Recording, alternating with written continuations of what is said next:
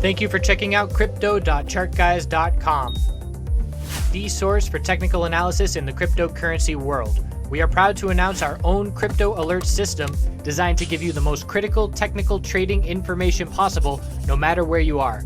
Keep your eyes on the market with mobile or email alerts for MACD crosses, RSI levels, and even inside bar alerts for dozens of coins across multiple exchanges.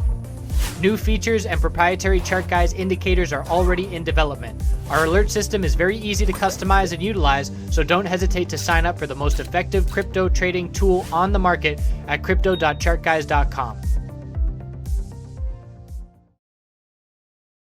Hello crypto friends, hope you're having a great weekend. We're going to be looking at Bitcoin, Litecoin, Ethereum, and we'll follow up with BNB from the last video yesterday. Another day of Dash Fest yesterday, pretty much the same thing. Lots of lines, big turnout, things went more smoothly, people were more prepared this time, a little bit of adjustments, and really good music. Everybody that's playing at the show is independent artists that are not signed by any major labels. Got to give a shout out to the Native Howl. This is certainly not my style of music. I'm more of a funk guy with horns and bass, but this was a very fun show. So check out the Native Howl, and I'll put a little bit of a clip here at the end of this video, and certainly a good time. So checking out Bitcoin. The video yesterday, I kept highlighting, number one, I was not getting in any bullish positions because I didn't trust the move. Number two, we're in a downtrend on the daily time frame. And number three, the price isn't going to run away from us. We don't have to experience any FOMO when we're in this downtrend. So the point that I want to drive home in this video is anybody that has cash right now, again, the lack of FOMO, anytime a bounce starts, doesn't mean we need to get in. If you want to be truly cautious and truly patient and have the odds in your favor, we do not need to time the bottom. I have not been timing bottom. Well, I've been pretty good at timing bottoms with the oversold dumps, but you don't need to time bottoms and tops to be making good money in cryptocurrency. So what I mean by that is if you wait for the daily time frame to switch from lower highs and lower lows to higher lows and higher highs for the bulls to have the trend before you make any bullish entries, you're going to give up the potential profit of 10-20%, absolutely, but the amount of risk that you are going to eliminate from that trade is going to be very significant if you wait for the trend change.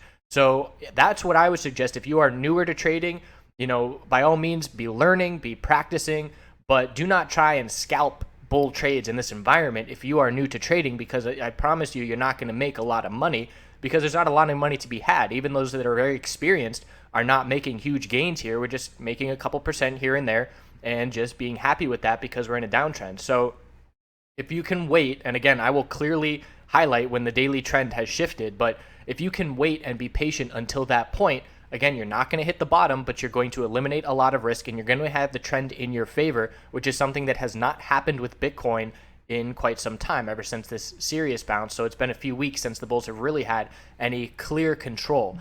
So getting into things, we have more bear flags forming. Let's just look at this chart that I drew on the hourly, and it is, I guess I drew it on the 4-hour. It's a little bit of a different look, but it's the same principle. It's an all-out dump, a bounce that does not do much in terms of recovering the amount of the dump, and then it's continuation to the downside. And right now, we broke bearish from this channel that we were trading in. We didn't get over 4-hour exponential resistance. Certainly no bull cross there that I was looking for, or I was keeping an eye out for in case that did happen. But now we're just seeing lower highs and lower lows, and we're looking back down at our lows, and I'm in the same boat. I'm being very picky. Give me 4-hour and hourly RSI oversold, and then I'll start looking for 15-minute and 5-minute RSI oversold. That's when I'll start making bullish entries again. Other than that, I'm just sitting here watching and patiently waiting and not losing anything by the downside that we are currently seeing. So there's two support levels right now left on Bitcoin, and we are looking at one of them down here at our first higher low, and that is at 7,911, and then the low of the dump 7,666. So those are the two levels. We could see a bearish MACD cross on the 4-hour here, and we could see that RSI get close to oversold. If we do dump down and hit lower lows sometime this weekend, that 4-hour RSI is going to be right around 30. So that is definitely something to watch and wait for if you are looking for a bounce again. And the opportunity is there for some solid gains in these bounces. We just have to be sure that we are not getting in too early. And those RSI indicators, you've been watching this channel for the last 10 months, these RSI indicators are the backbone of our trading game plan, and it's been working really well up to this point. So the hourly time frame for Bitcoin, clear dump. We had a high of the bounce, higher low, lower high, essentially a double top, And then as soon as we broke this level, this is the first red flag, and obviously the amount of bear volume associated with that break. And, everybody is talking about dump a clock now and saying, oh, it's a different time and it's happening now.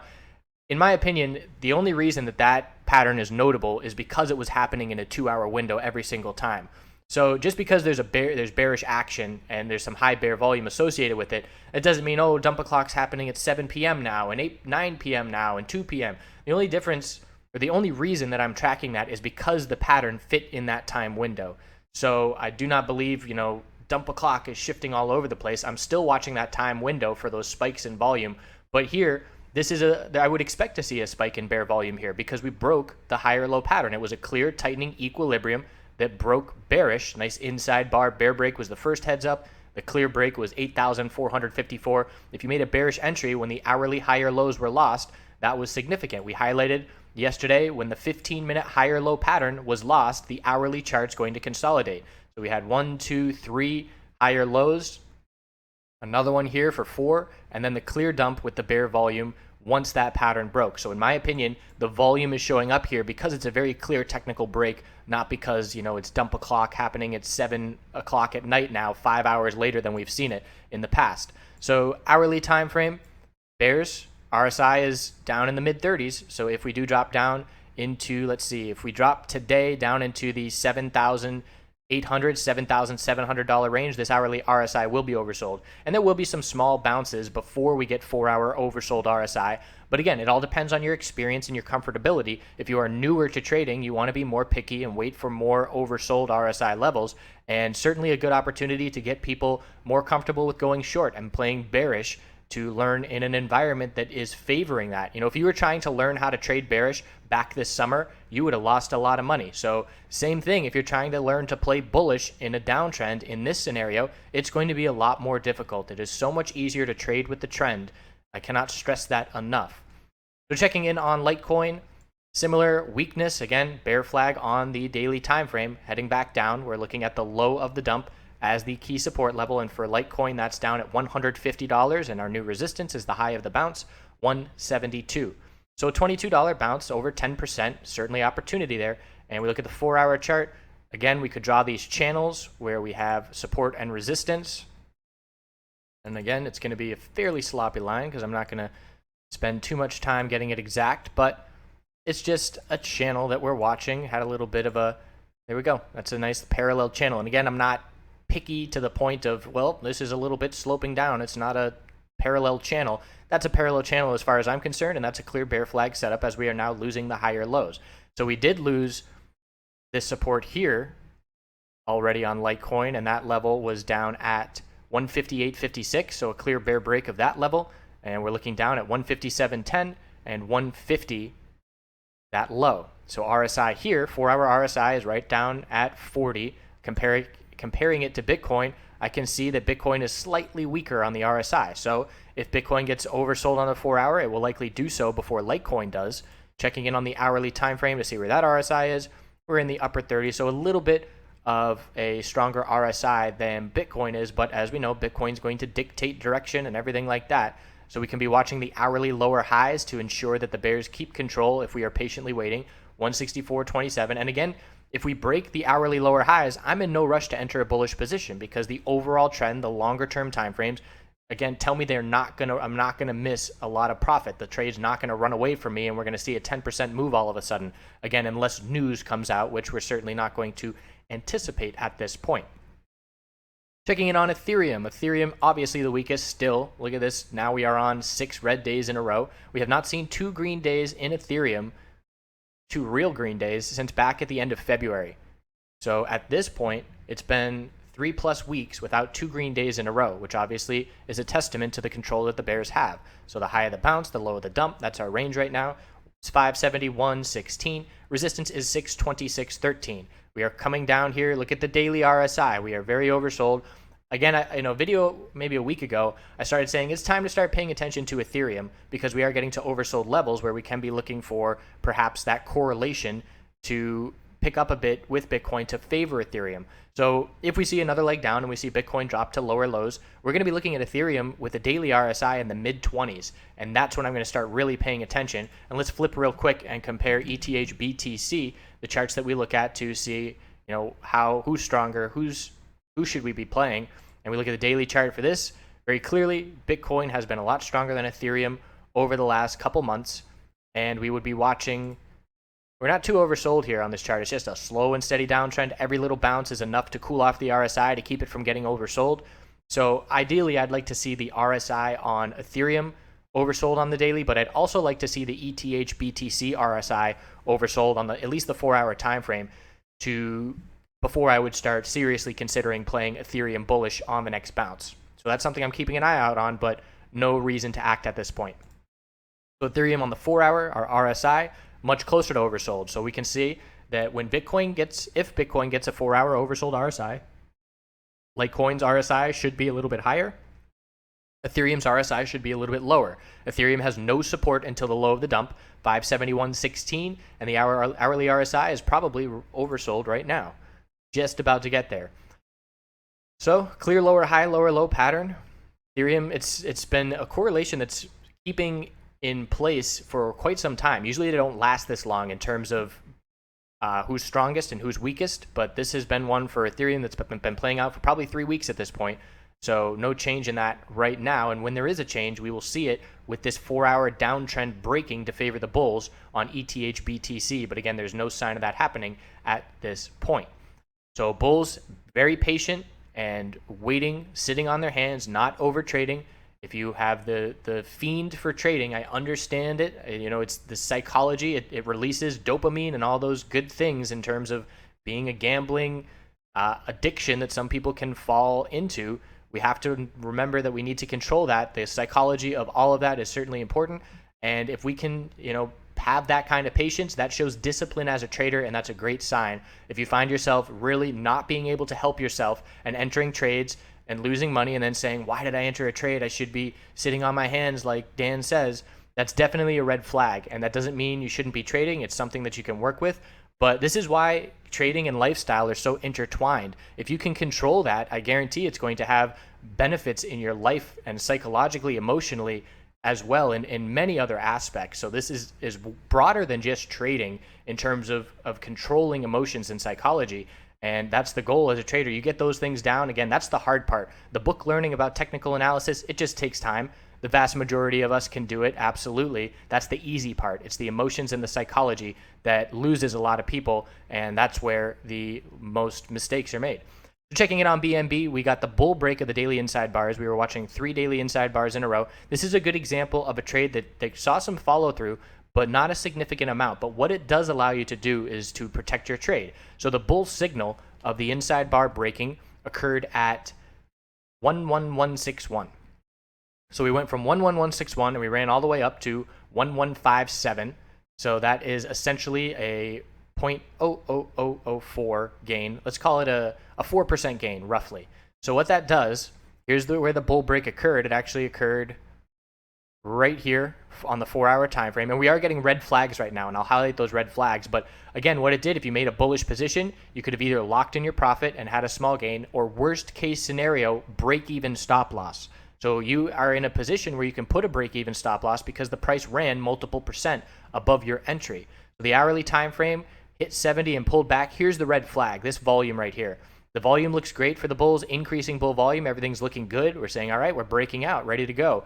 This candlestick and that amount of volume is a big red flag. And then we had the inside bar bear break on the hourly time frame, which again could have stopped you out break even. So let's say you made an entry on the break of 11161, and the inside bar bear break after all the big red flag volume came out was at 1122. So if that was your stop, again, you're going break even here, even with fees included, and you're very safe and protected because now the hourly higher lows have been lost, the bear volume showing that turnaround. And it's not game over for the bulls. The 4-hour chart still very likely to form a higher low. Anything above 107 is a higher low, but it wasn't the follow through that we wanted, and we did get that red flag of the volume, the bear volume that showed up. So that's a good trade management, risk management. And again, If you can do that, and on the trades that don't work out, you go break even or keep your losses small, then you're going to be successful as a trader, as your winners can run. Again, I gave the example where we had a newer trader who went 2 for 7 one week learning technical analysis, and he went break even because he was managing his risk to reward. And that's just as important as psychology and the book learning aspect of technical analysis. I would say it is definitely, I think someone else has said this, so I don't want to take credit for it, but it's a third book learning, it's a third emotions and psychology, and it's a third risk and trade management. And if you get all of those pieces together, you will be a successful trader. If you're lacking even one of those pieces, you need to identify which one it is, you need to work on it, and that's what we need to be a complete, well-rounded trader. So that's all we got for now. Let's end it here with a little bit of the native howl. Do good things. See you tomorrow. If you don't run, oh, you better crawl. And if you don't crawl, oh, you better hide. And if you don't hide, you better pray, but I'll see you on the judgment day. And if you don't run, oh, you better draw. And if you don't draw, you will lie about the things you saw. If you don't fight, you better pray, we don't see you on the judgment day. Because these horsemen ride with the pistol on each side, with heads like thunder, the rock will go pride. We'll have no mercy for people far and wide. Get 'em.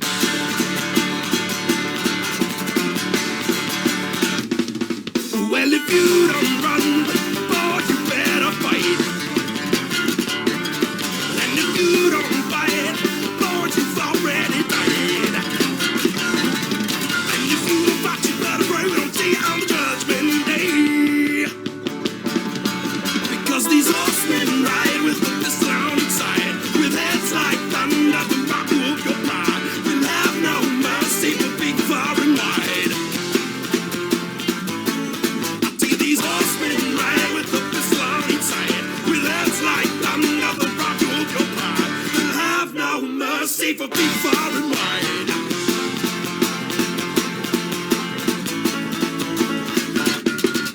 Go!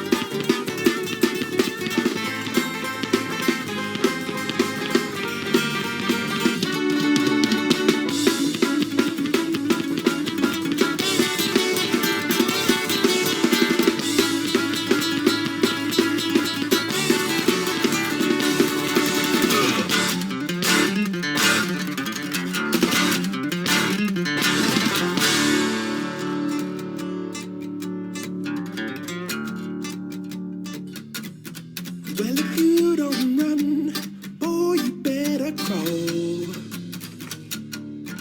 And if you don't crawl, boy, you better hide. Because these horsemen ride with the pistol on each side, with heads like thunder, the rock of your pride. We'll have no mercy for people far and wide. We horsemen ride with the pistol on each side, with heads like thunder.